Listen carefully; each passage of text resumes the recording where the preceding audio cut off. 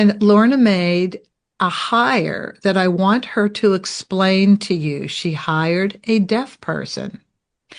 And the reason why she could do this is because Lorna's parents were deaf, and Lorna has dealt in sign language her entire life.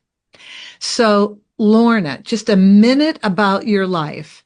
Your mother. So, you spoke for, quote unquote, your mother for a while, and then your mother's career took off. And I want this to be an example of she's deaf and she was amazing. Can you just tell us a little bit about your background? I always say my mother was a force to be dealt with, and she worked in the 50s, 60s, and 70s for what was then one of the big 8 accounting firms. And she started out as a typist and made way for herself, requesting a position that required somebody to use a phone. And she knew that she couldn't talk on the phone, but she created an opportunity and said, well, you're going to hire an assistant for me, and they're going to be my ears.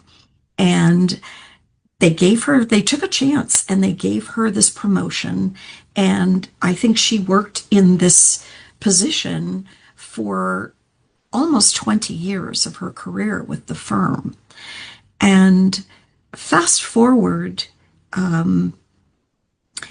I was seeing a lack of opportunities, particularly recruiting at the college level. We recruit from one of the local colleges that has the largest deaf student body outside of Gallaudet in Washington, D.C., which is a college for the deaf.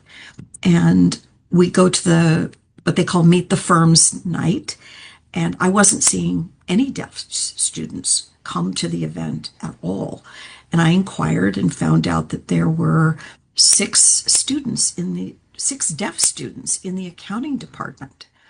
But because they didn't have an interpreter to bring them to the event, they would gain nothing from it because they would have unlikely to have a positive experience. It would be very challenging for them to communicate. So I personally reached out and we got them to have an interpreter. They brought the students, brought them to an evening. And of course, the interpreter was wonderful because my other colleagues from our firm could talk to them. And of course, they could talk to other companies as well. But we ended up bringing in one young lady currently who is interning with us. And the team was very excited before she started. And she's been with us now for about a month and a half. And some of our team members, actually many of them, are learning sign language because they're anxious to more fully communicate with her.